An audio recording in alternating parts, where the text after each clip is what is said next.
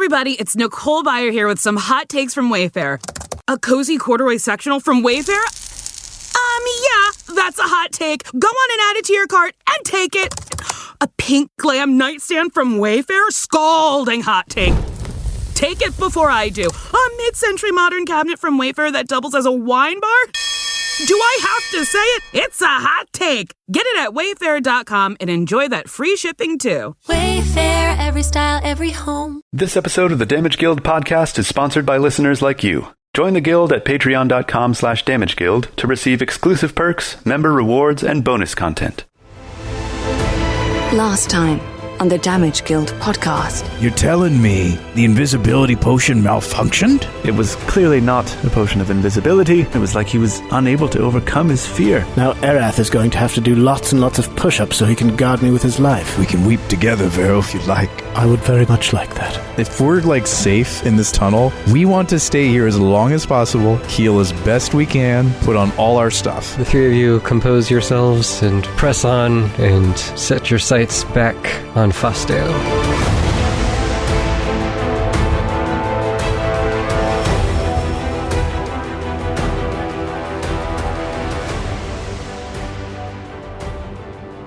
So the three of you make your way to some safe, secure location as much as you can in this tunnel.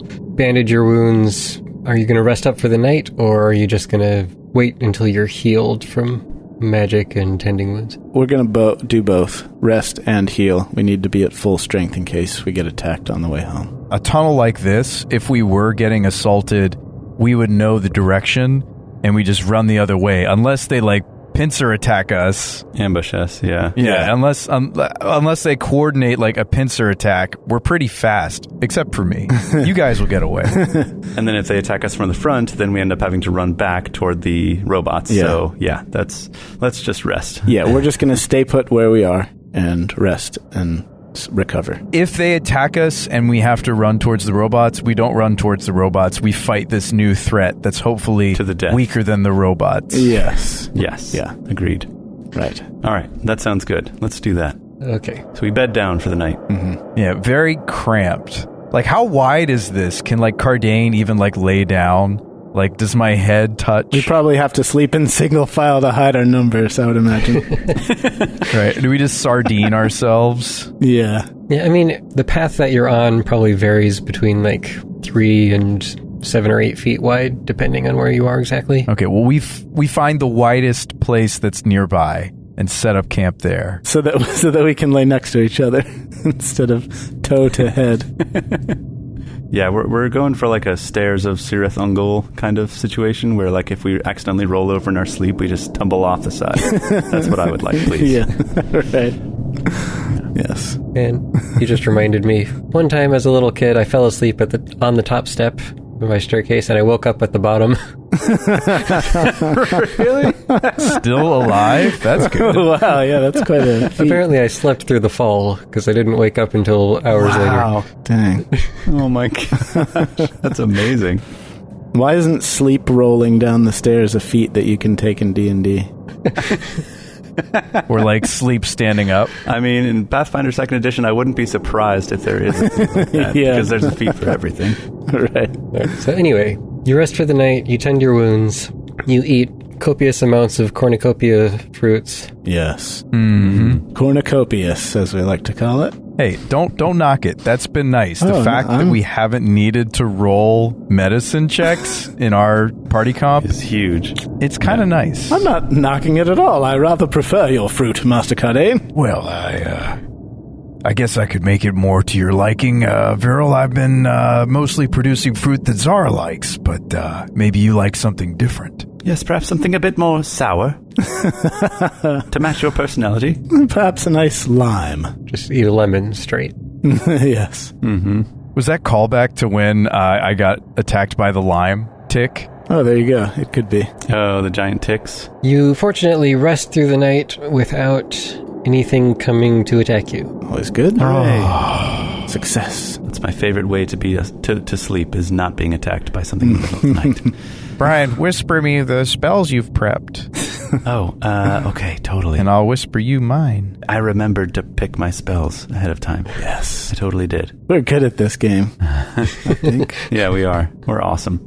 All right, so what are you going to do at this point? Make sure that we have all of our stuff back and all of our health back, and then we go home. Well, you're still missing some of your stuff, but that's left behind. All of our stuff that we didn't leave behind, yeah. And then all of our hit points, and then we go back to Fosdale. All right. You start heading back, and you make your way down the tunnel, climb up the ladder quietly and cautiously, watching for yet another ambush. But you do not hear any movement, you don't see any creatures coming, and eventually you make it all the way back out to the other end of the mountain. Yeah. Oh, fresh air. I never thought I'd be so delighted to see the light of day. Yeah, well, you're not seeing very much of it. It's very foggy at the moment. Oh. Is it a magical fog? I reach out and taste the fog. Just waft some of it into my mouth. Take a big chunk like it's cotton candy. Yeah. Take a bite. Eat it. Right. Or like Homer Simpson when he like takes the knife and like cuts the donut and just eats the donut of fog. It tastes humid. Oh. That's the worst kind of fog. All right. I suppose we proceed through the fog. Your journey back to Fosdale is a somber one, made all the more so by that heavy fog obscuring the sun. In the Twisted Lands, the mist has an unnatural, acrid tinge to it that causes your eyes to water and makes it uncomfortable to breathe. But it also muffles your sounds, hopefully making your passage more difficult for any lurking beasts to detect. Hopefully. Is there any sort of like mode we could be in to like not fall into a mud pit? Yeah, we should be in that mode. Exploration activities? Yeah, could somebody be like scouting? Could somebody be looking for traps? I think all those exploration activities pretty much mean you're moving at half speed, which is fine if you want to do that. That's fine. Yeah, that's completely fine. That might be worth it. Def worth it in the fog. We got to be careful. You can't just... One does not simply gallop through the fog like it's cotton candy in the air. Yeah, so scout is the activity. One of us should scout. You only need one scout, right? Yeah, one scout. And then Kardain's got a high wisdom. I really should be our trap searcher. I guess that's seek or not seek. There's a word for this. There's a activity for this when I'm like... I'm usually the scout. Kardain, you are the investigate or searcher, right? Yeah, it might be search. Maybe that's Search? Yeah, search. Okay, so I'll search, and then Zara can do whatever she wants. We've got the basics covered of the initiative bonus and the let's not fall into traps as much. I could either be repeating a spell or just casting detect magic. I mean, that's a spell too, but... You remember, spellcasting is considered fatiguing, so you can't keep it up for very long. That's right. You can't do it for a long time. Yeah. I could avoid notice. I could do the hustle. Cover tracks. Oh, you don't have a high survival, do you? Probably not. We don't all have to have something. Continual casting can be good. It's just she might fatigue. Or you could also just be searching. Oh, there's investigate. Yeah, investigate. Yeah, I could search too. Yeah, so Kardain, you could defend and Zara could search. That way you get like the shield block if we... Yeah, that's true. Like defend is better than continual casting of... I was just... Kardain's got the best wisdom so far in the party though, so I'm better that's true.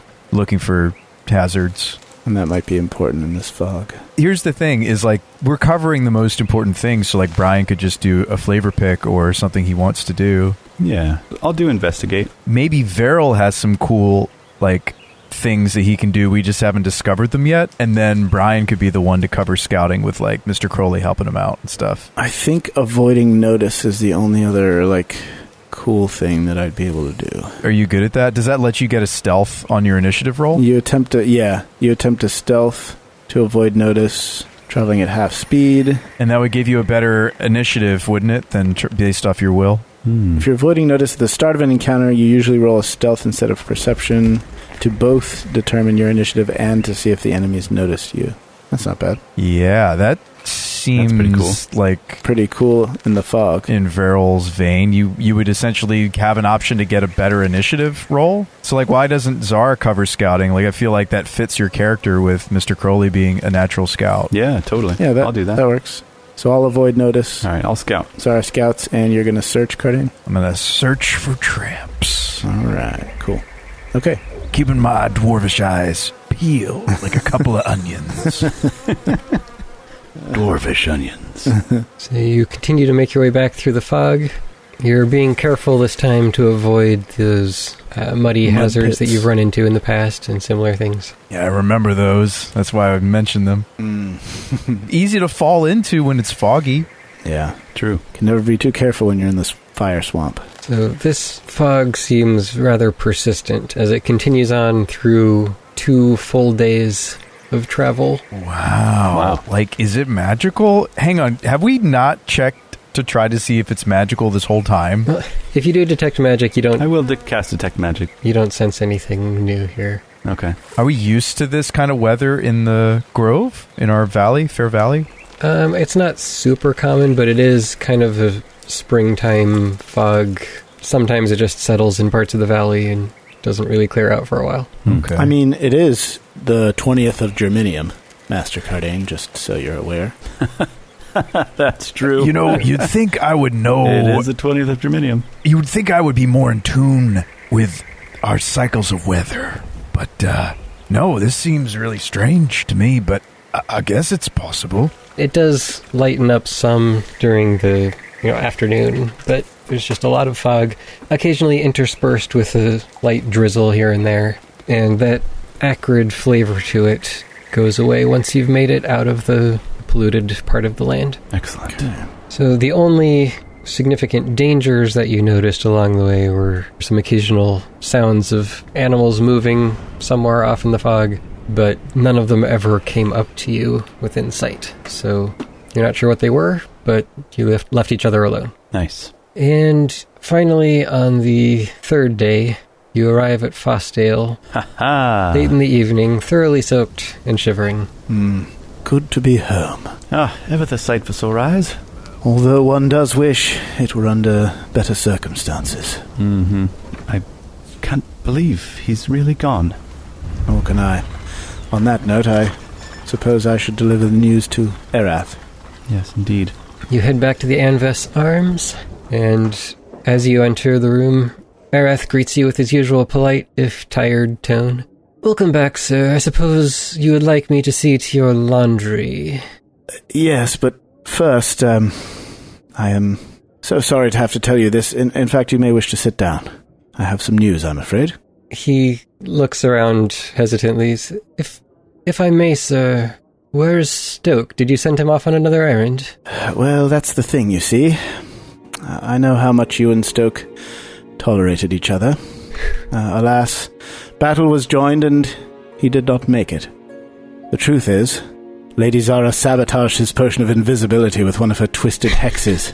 His mind was warped by her cruel magics and he died screaming with no recollection of who or where he was.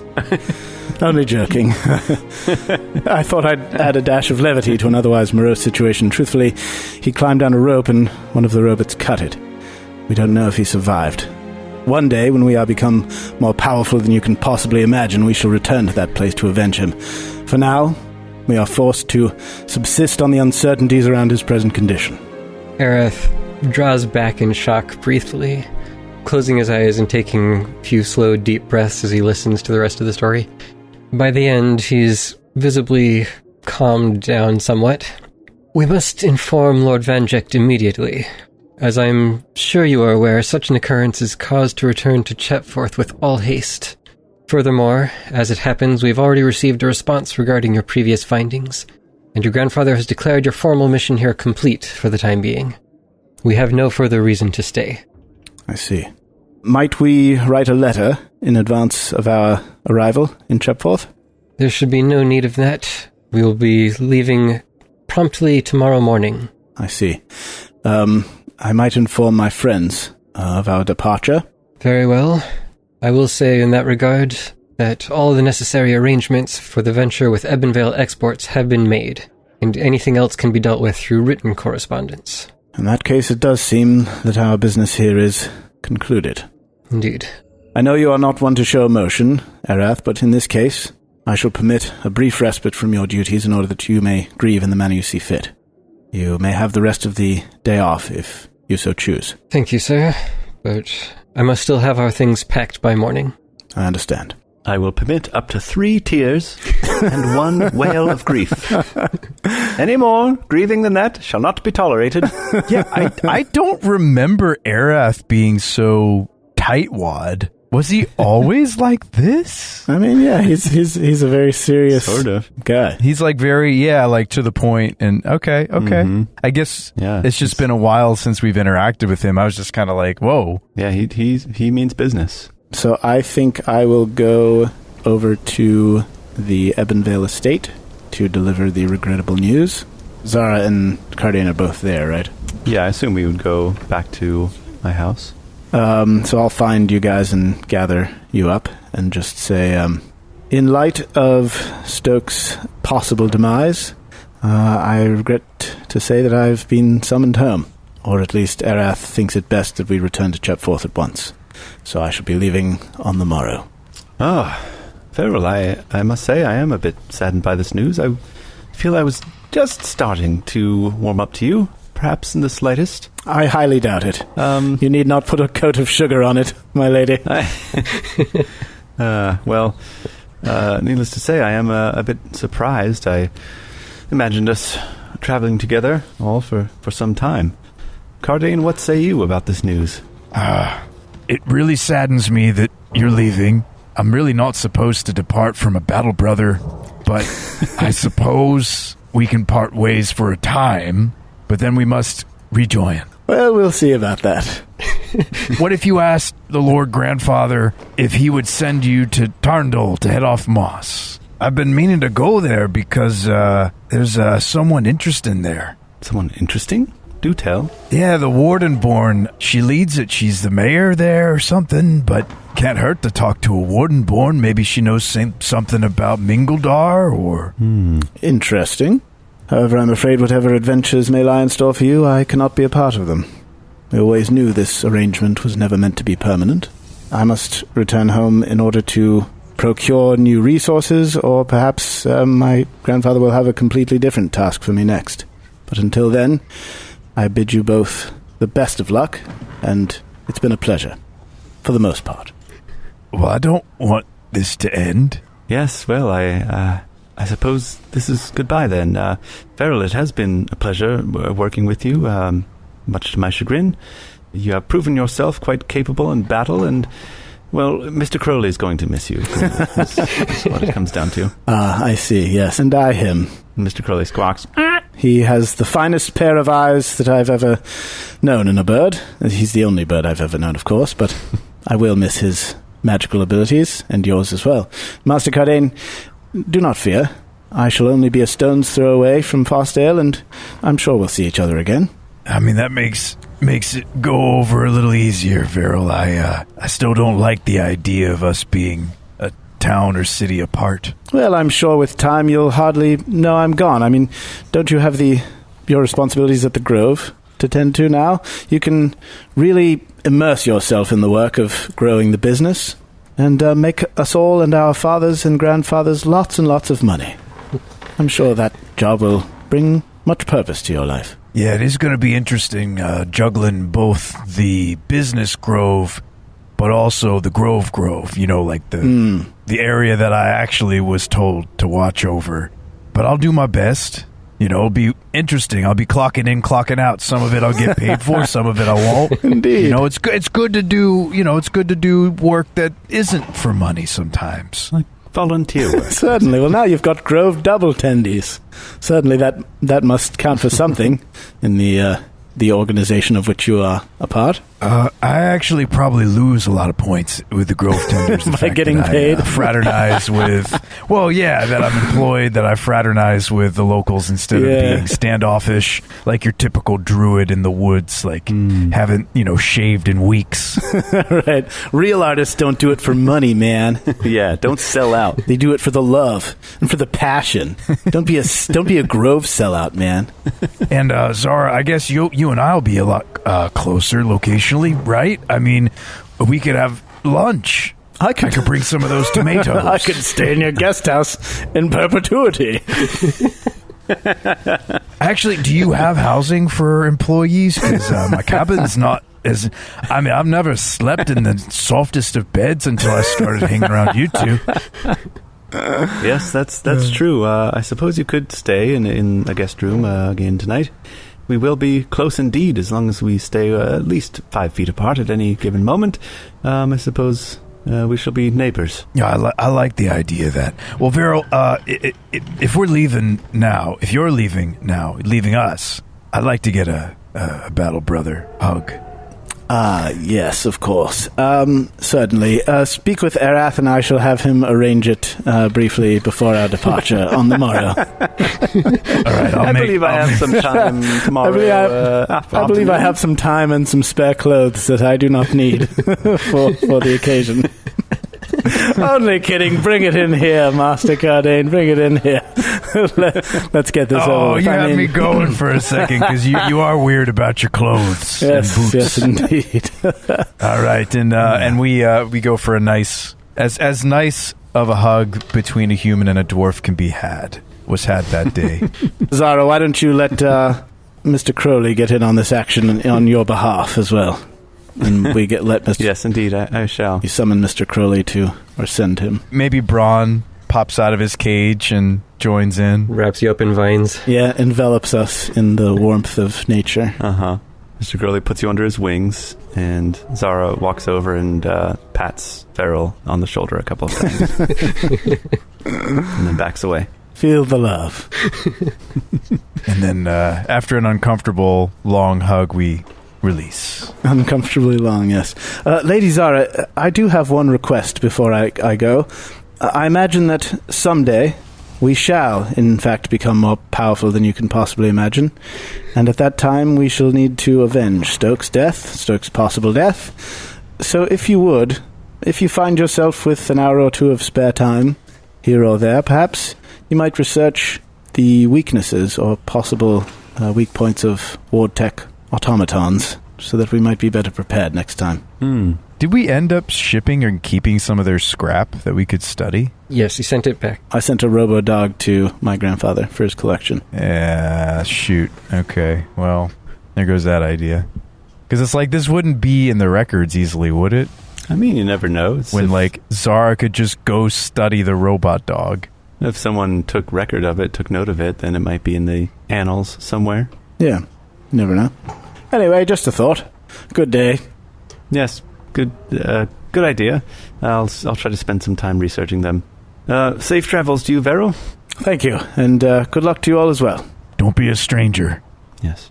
May the force be with you. And also with you. So, Verrol heads back to the Anves Arms. Erath, you notice his eyes are a bit red when you enter, but he's dutifully packed up most of your things already. He seems relieved that you've come back rather than trying to run away somewhere. Erath, I believe perhaps it might be pertinent to send a letter in advance. I know before you said you didn't think that was necessary. However, if we return with our tail between our legs, having lost Stoke, and having come no closer to our prize, Grandfather may be angry. Perhaps it may soften the blow if a letter has arrived in advance of our arrival. Would you draft something up for me? I suppose we could send one, but we'll likely be arriving at nearly the same time. Not if the messenger were to leave tonight. Very well, sir. I will unpack the pen and parchment. Thank you. And that night, Verrol tosses and turns a little bit. Usually he sleeps like a baby every night, but he's just a little unsettled about whether this really is the right thing to do or whether he's just being forced back home to incur the wrath of his failure. He doesn't want to leave his friends, but he knows it's the right thing to do. Of course, this is the first time in his life where he's had any actual freedom, and now that he's had a taste of it, it's a bit of a bitter pill to think of giving it up. And so there's certainly some regret there, but he knows he has to do his duty, and so he will. When morning comes, your things all packed, you set off for Chepworth. Zara, you awaken the next morning in your bed after a fitful sleep, groggy with your mind clinging to faint traces of some chilling dream or nightmare you can't quite remember. Vague flitting shapes and shadows, whispering voices, beams of moonlight through clouds and fog. And try as you might, you can neither recall the details of what has you so unnerved, nor remove the thoughts from your mind. But as you stir in bed, Mr. Crowley flies from his perch and lands on your headboard. A glint of light near his beak catches your eye, and you see he is holding a golden bracelet with a large black feather dangling from it. Oh. And as soon as he sees you notice the bracelet, he drops it next to your head and flies back to his usual perch. Oh, Mr. Crowley, what is this? Have you pilfered this from somebody? What's the occasion? Is it our anniversary? Yes. It's my birthday? I didn't even know. Oh, look at that. Checks the calendar. Well, you don't normally give him speech, so he can't really communicate, right? Yeah, that's true. Let me go back to sleep so I can give you speech again. Yes, give me about 8 hours. Well, I feel like if we're not in wartime, speech makes more sense than other abilities might. That's true. That's fair. I mean, it didn't switch anything for him, but whatever. Well, it's also changed over during your daily preparations, which is, an hour long after you wake up. That's true. All right, I will take a look at it. So it's a bracelet with a black feather hanging off it? Gold bracelet. Yep, gold bracelet. Gold bracelet. It seems relatively plain in its workmanship, but it feels, heavy like gold. Valuable. The feather looks similar to the crow or raven's feather. It's attached with a small chain linking it to the main part of the bracelet, sort of like a charm. All right, I will cast Detect Magic on it. You detect magic in the room? Yes, I cast Detect Magic in the room. Okay, I do not have Read Aura prepared today. Or I guess I can prepare it now. All right, so I guess I'll do my daily preparations. Or, let's see, Read Aura, are there other ways to identify? Yeah, you can spend 10 minutes trying to identify it, but as you're putting off dealing with this bracelet, Mr. Crowley starts squawking a little bit and gestures towards the bracelet repeatedly. I take it and I say, Mr. Crowley, are you telling me to put this on? Blink once if yes and twice if no. Yeah. Well, speech comes with both him being able to talk and him being able to understand speech, so otherwise I think he just gets the basic commands. Yeah. All right. I kind of look at it hesitantly, and then I will slip it onto my wrist. As soon as you put the bracelet on, Mr. Crowley immediately begins to caw, but the meaning comes to your mind as if he were speaking. Oh. Whoa, dude. Very good. Now I can always communicate with you, even when you neglect to allow me proper speech for the day. Dude. Zara takes the bracelet off. Yeah, just immediately throws it out the window. I don't need your opinion. Stamps on it. It breaks. Okay, she puts it back on. Unfortunately, or perhaps fortunately for me, this communication is one way, so I won't be able to understand your incoherent babbling unless you first stroke the feather on that bracelet to activate it. Oh, boy. Ah. That only works for an hour a day, whereas I can talk to you all I want. Great. Now, while I have your attention, I shall relay a message from my mistress. Ahem. You will accept this raven band as a small token of my favor. Not that I can imagine why she favors you, I might say. Should you seek for more power, bring worthy offerings to my servant, she means me, and I will bestow great knowledge upon you in return, as long as you continue to serve me faithfully. Great knowledge. Although I don't see how what you've done has helped her in any way so far, but even I can't fathom the mind of the whisper that snuffs the stars. Her reasoning is beyond my understanding. He looks you up and down. Clearly. One final note. As an additional sample of the knowledge she has to offer, my mistress has granted these mystic formulas and pendant for your use. And Mr. Crowley gestures with one of his wings to a small stack of parchment that has appeared at the base of his perch. along with a pendant in the form of an eye that rests atop them. Ah. Some simple magical trinkets for you to practice your witchcraft, should you feel so inclined. Whoa. Wow. Got a whole new jewelry box here. Dude. Magical gifts, man. All right. I'll say, wow, Mr. Crowley, thank you. Remember, I cannot understand you unless you first stroke the bracelet. I have a feeling you're trying to tell me something, but I ain't getting it. I will stroke the bracelet. Mr. Crowley, thank you. Please tell the mistress thank you on my behalf. She said bring worthy offerings to you. Did she provide any additional information? Oh, you know the sorts of things. Dead mice and such? Small cakes, perhaps? You could bring gems, jewelry, rare herbs, valuable metals, as well as some of the more obscure things, you know, strange animal body parts, swamp water, mushrooms, those sorts of magical or magic-adjacent items. Interesting. Ah, yes, very well. I'll have to keep an eye out for such things then. And in return, she said she would grant me great knowledge, she said? She can teach you new ways to harness your magic. A magical Ponzi scheme of sorts. And perhaps she can even teach you to create magical artifacts of your own. You can invest now and have one Yes. garage full of this product that you can sell to your friends. Bring me rare gems and coin, and I shall give you small trinkets in return. All you have to do is recruit 5 people. Yes. And then if they each recruit 5 people... And they bring me a bunch of like gems. Wait. I just realized, Brian, we already have some of what Mr. Crowley's listing. Ah, dude, I thought you were going to say we already have a pyramid scheme. The skillet. The skillet. The skillet, and we have some gems in the party inventory, don't we? Unless we sold them. But I don't think we did. That's true, but I don't want to give up the frying pan because it's cold iron. Cold iron, dude. All right, so mechanically speaking, what this is basically you're going to spend your gold to purchase stuff in town that you can then use as offerings. Ah. Or if you have the items themselves, you can do them directly. And that will allow you to learn new spells or learn how to craft stuff once you can craft magic. Wow. Sick, dude. Sweet. That's cool. That's very cool. All right, that's good to know. That would be tempting for us to spend all our party gold on just learning Brian all these different spells. Gems and stuff. And then you said there was a pendant on top of some scrolls, right? Yeah. Pendant in the shape of an eye. Mm-hmm. And a stack of scrolls. Okay, I will investigate those. Looking at the papers, they're all full of bizarre lists of ingredients and ritual steps that supposedly will lead to the creation of useful magical items.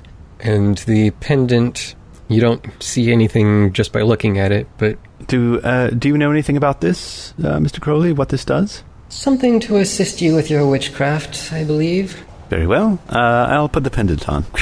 You feel some sort of vague whispering voice in the back of your head, but you're not really sure. It passes quickly, and it doesn't really say anything intelligible. All right. Yeah, if Mr. Crowley doesn't know what that is, then I'll need to investigate it myself, identify it myself. You definitely want to get the bonus from prepping. I think it's like a +2, right, for helping ID magical items if you have Read Auras? Yeah, it's something like that. So I will definitely prepare Read Aura today. Because, like, we've been burned, listeners, by failed. if you couldn't tell. I want any more. Thane loves it. Thane loves that we can get false information on magic items. Yeah, that things can be partially identified. This warms the cockles of Thane's heart to know that he can lead us astray. I gave you every chance to really identify. Yeah, you really did. I was listening back to it, and I was like, nope, we didn't take him up on that one. Nope. Yeah. And then, like, Brian, you had this whole spiel. You got to re-listen to it, Brian. It's so painful, like, knowing what was actually happening. Because you were like, oh, well, but if he doesn't turn invisible, then we'll know it's not an invisibility potion. Like, as if that was a solution. As if it was just going to be water if it wasn't an invisibility potion. I think we just wanted to get moving was maybe what was going on, and we didn't want to take the time to ID. I think that was part of it. Yeah. Also, but it was so costly. Also, unfamiliarity with the rules, I think, was part of it. We didn't actually... I didn't actually understand that something could be completely different from what we thought it was. I didn't realize that was even a possibility. Mm-hmm. Yeah, exactly. I just thought it was only possible to partially identify something and not know all of its properties. Mm-hmm. Yeah, the misidentify is really hilarious and awesome. Best part of this new season of our campaign, easily.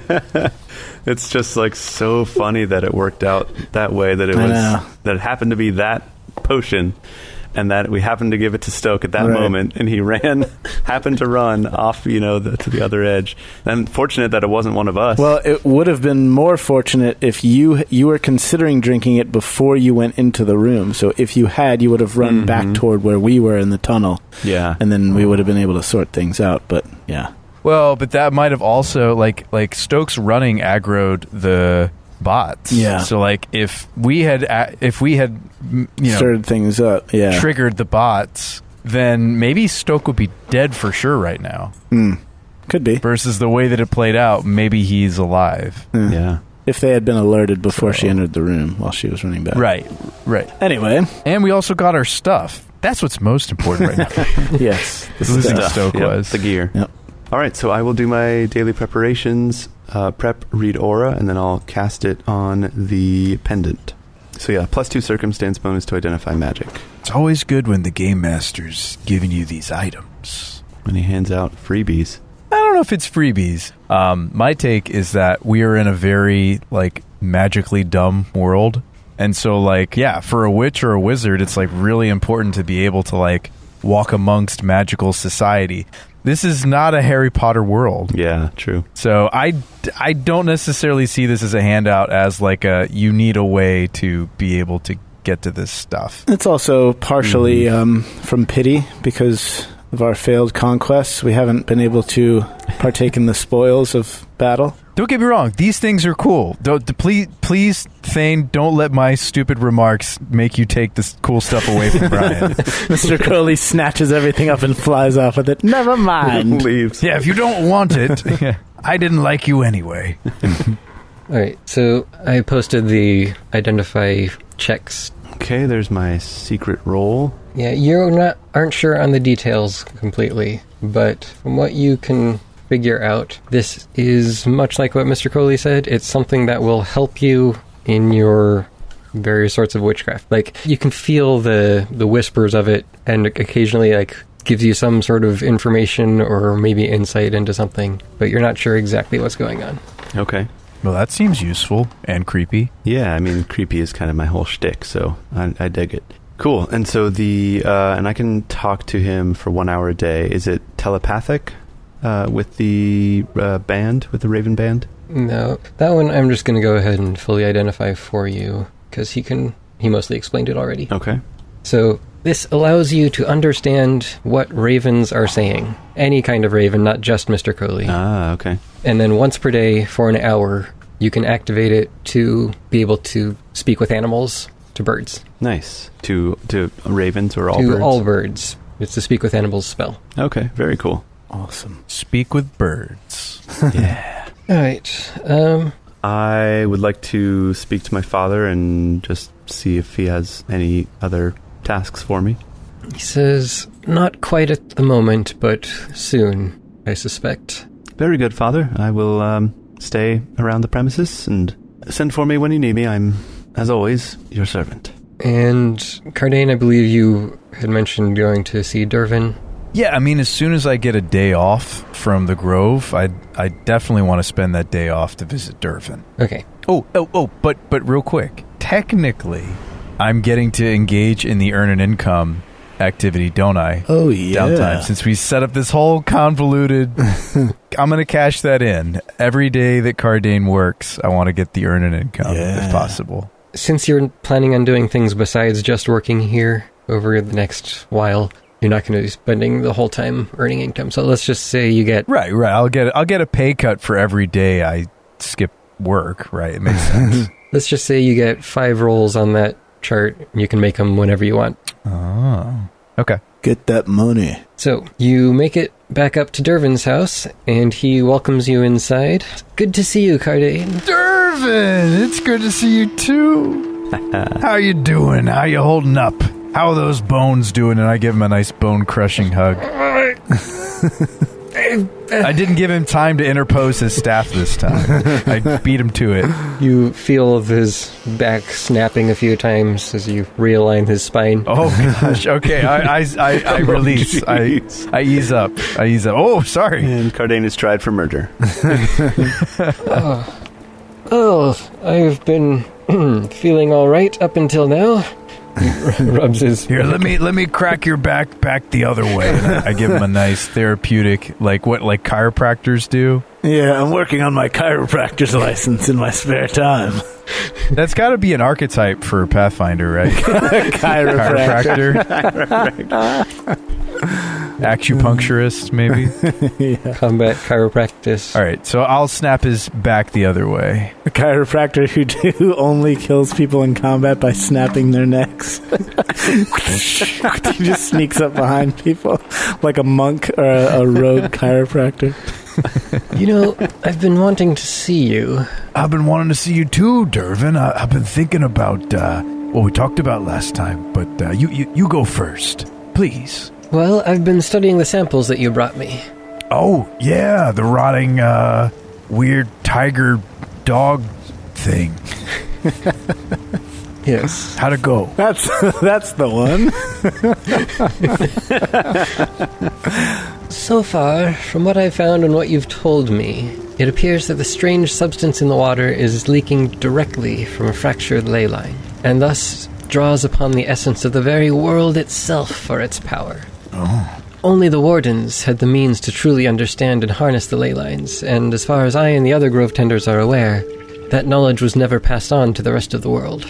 With the Wardens gone, any damage done to the ley lines themselves, or to the enchantments and artifacts used to control them, can have wildly destabilizing consequences for the magical effects they produce, if they continue to produce magic at all. But back to my immediate findings.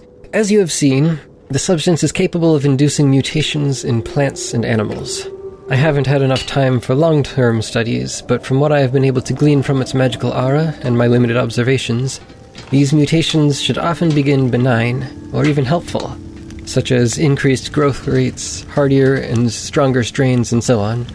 But it seems that prolonged exposure can lead to even more dramatic mutations, eventually transforming living things into twisted, unnatural versions of themselves, or possibly even into new, unstable forms of life entirely. Wow, you found out a lot, Dervin. I'm really impressed. We've been trying to think about this stuff for a long time, and you've discovered so much. It's not all on my own. I called in some help from a few of the other Grove Tenders nearby.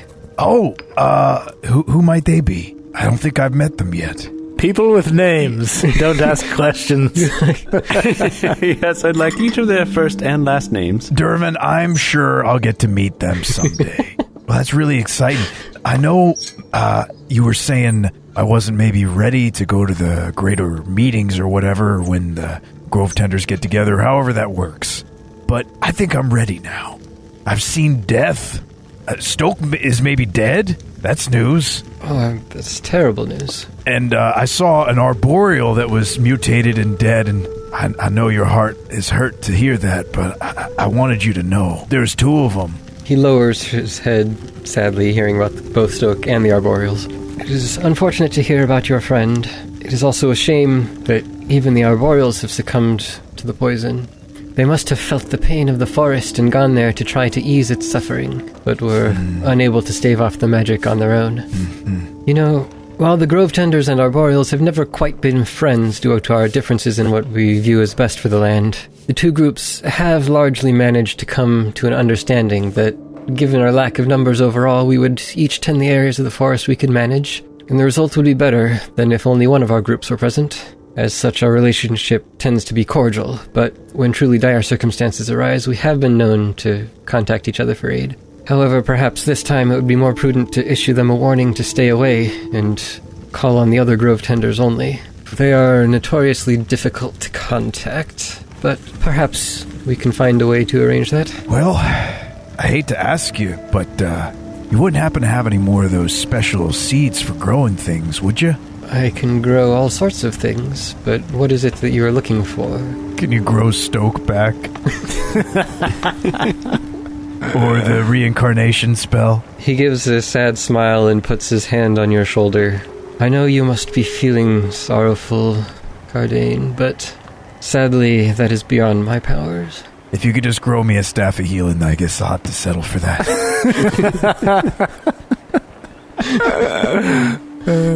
Well, Dervin, what should I do? I mean, I'm not working with Zara and Verrol anymore. I'm just doing what you wanted. I'm tending the grove, and then I'm also tending a man-made grove for money. You knew about this. I told you about this. Yes, and it is an admirable goal of yours to establish worthwhile lines of communication to those who do not share our overall desires. If you ask for my advice on what you should do next, you can certainly meet some of the other grove tenders. I have already sent out a call for aid from others in the region. There are but few of us, but now that this corruption seems to be slowed or perhaps stopped, we will begin to work on cleaning out the river, removing the pollutant that remains. You could be present for that if you wish, or perhaps you have other things that you think would be of better use of your time. It always might be good for me to get better at water magic. I'm assuming that's what that one would be. Maybe down the line, maybe we could work on my shield together. 2 or 3 levels from now. I'd love to learn how you grow things. Really admire how you do it. What is wrong with your shield? Oh no, there's nothing. It's perfect shield. Don't get me wrong. I mean, it might be nice if it had a couple of accoutrements, or I bet we could reinforce the stones and the bark and maybe make it bigger, thicker, and stronger. I mean, maybe that's me thinking more like a dwarf instead of a druid. Perhaps I could come up with something. You'd like to leave it here for a while, or if you'd be spending a few days here with me, we can think it over together. Oh yeah, that'd be great. I mean, as long as you let me watch, I'd love that. Is Dervin kind of like the guidance counselor of the grove tenders? Like he kind of helps you chase your dreams? He's the guidance counselor of Kardain. Okay. He's the impromptu guidance counselor. I don't know what else I should do, but I feel like being around you is a good idea. I always learn so much. Can I stay as long as I like? You have your own duties to attend to, but you're welcome to stay for a few days while we work on this shield together, and I show you some more ways of nurturing nature into forms that will suit our needs. But this shield's already been plucked. I mean, how are you going to put it back into the womb of the earth to cook some more? I have my ways. You'll just have to see. I don't doubt that. I think I will jump back over to Verrol. You arrive home at long last, although the welcome isn't exactly what you had been hoping for. Well, I wasn't hoping for much, so... Yeah, well, it's not what you'd been hoping for before all of this happened. Aerith says, if you would like, sir, I could go in to meet with your grandfather first and say a few words. I would like that very much. Thank you. I don't know how much good it will do, but I will see. So Aerith goes in to meet with your grandfather, and... and then he flies out through the window.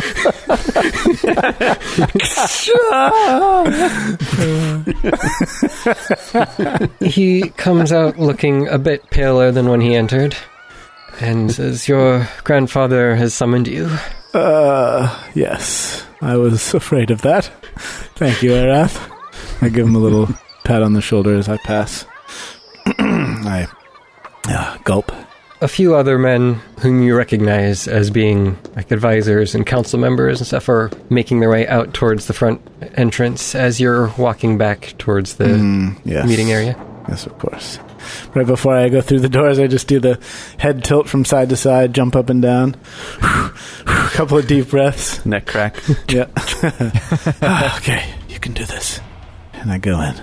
You make your way into your grandfather's council room, where he sits at the head of a long, elaborately carved table of the finest wood in the valley. The seats where advisors and councilmen would normally be sitting are empty. Your grandfather probably asked them to leave before calling you in. Of course, yes. His scowl betrays his unpleasant mood. He waits barely long enough for you to close the door behind you before he begins to shout. I sent you on a simple errand, and this is what you do in your free time. Endanger the lives of your servants and yourself, and ultimately get a man killed. And not just any man, but one of the most promising young men from one of the most loyal families in the Strathbourne Valley. Your last 2 bodyguards quit, and I see now it was for good reason. I never should have entrusted Stoke to you, nor should I have allowed you to act on your own whims. You sought your own aims, and against my better judgment, I indulged your wish. My single stipulation was that you return home safely. I asked nothing else. Surely you could have extended the same understanding to the men serving beneath you.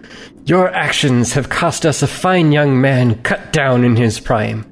You will personally deliver the news to his family and organize a memorial service in his honor. The Levine family has served us loyally for decades. We owe them at least this much. Finally, until further notice, you are not to leave Chepworth. I shall have you redouble your studies and perhaps spend some time with your wife, for goodness sake. I'll never have great-grandchildren if you refuse to even be near each other. He puts his head in his hands, takes a few breaths. Grandfather, I have failed. I will do everything I can to make it right.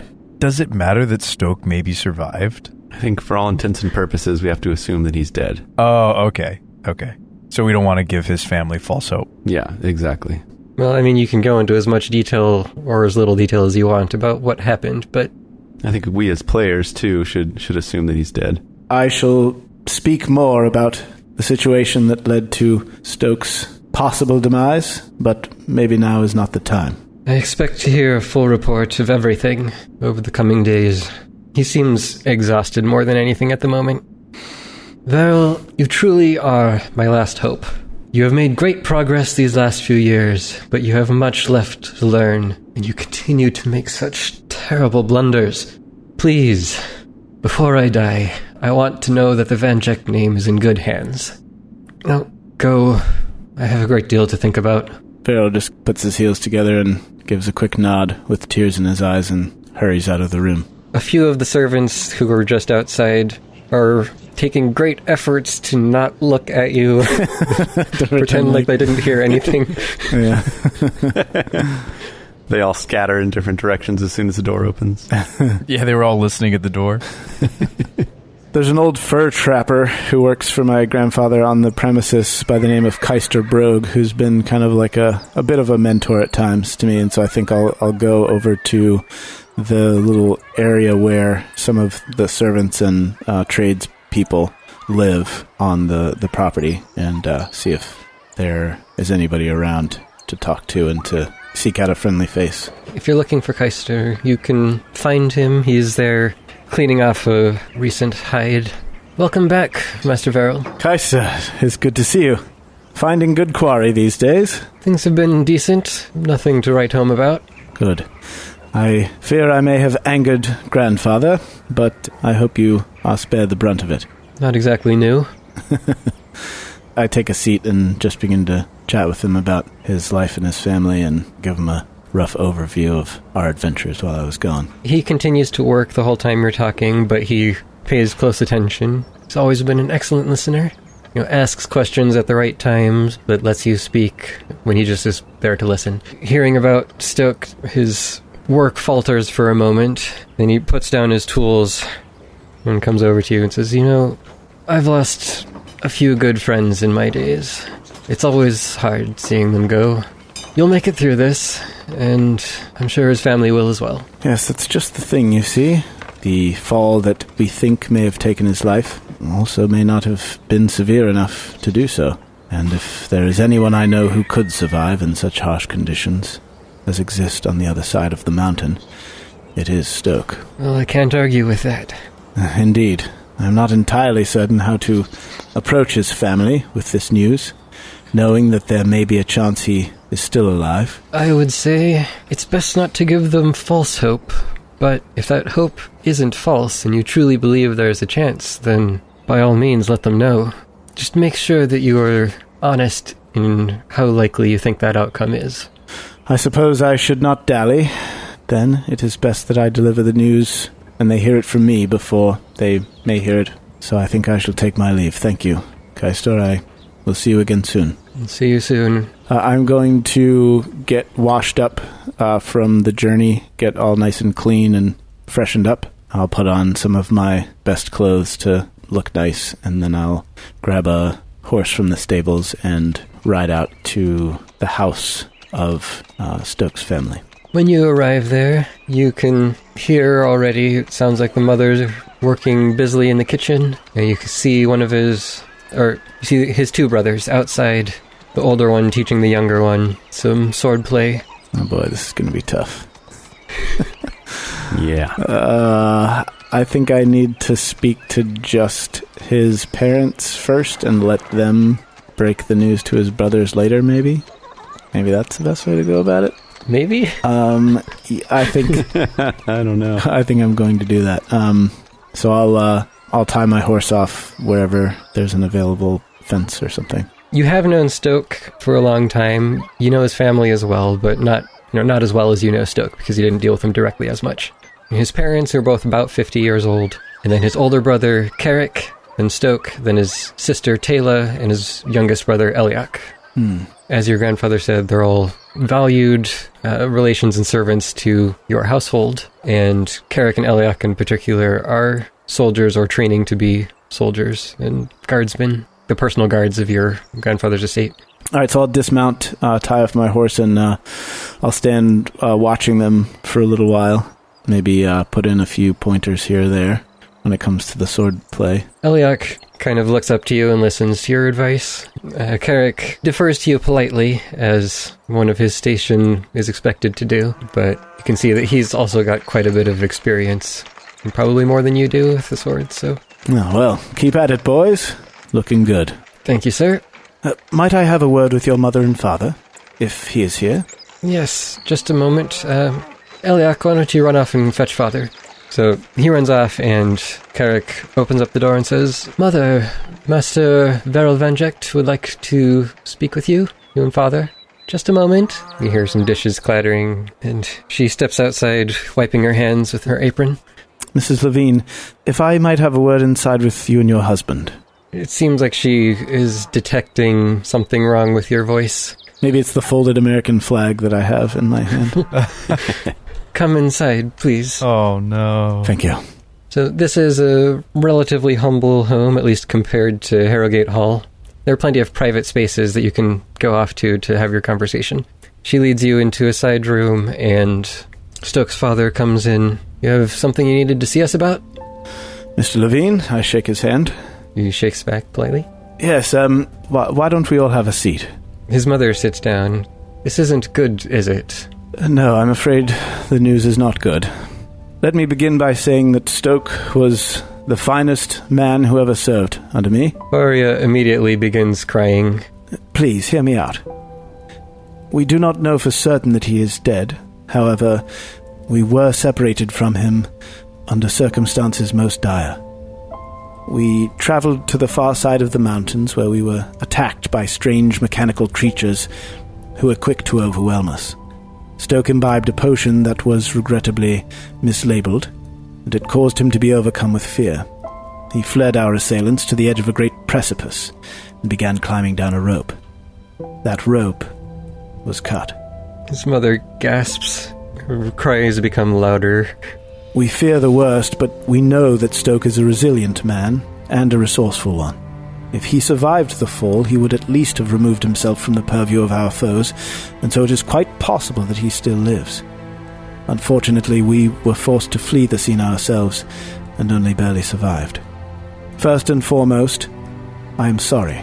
I believe we did everything we could at the time, but I am certain that more can yet be done in the future. So I make you this promise. As soon as I am able, I will return there and attempt his rescue.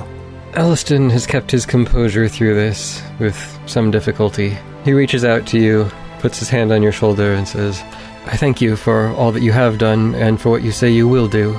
If you can ever return him or his body to us, it would be greatly appreciated. Well, I pray that someday soon I might have happier news. Until then, I am in your debt and at your service. I've been summoned back to Harrogate to assist my grandfather, so if you've need of anything, I am but a short ride or message away. thank you for coming to tell us in person. It means a lot. If you are amenable to the idea, I thought perhaps we might hold a vigil in Stoke's honor, gathering those of our friends and family who might be there to support us in this time. Might be good for us all. That sounds like a wonderful idea.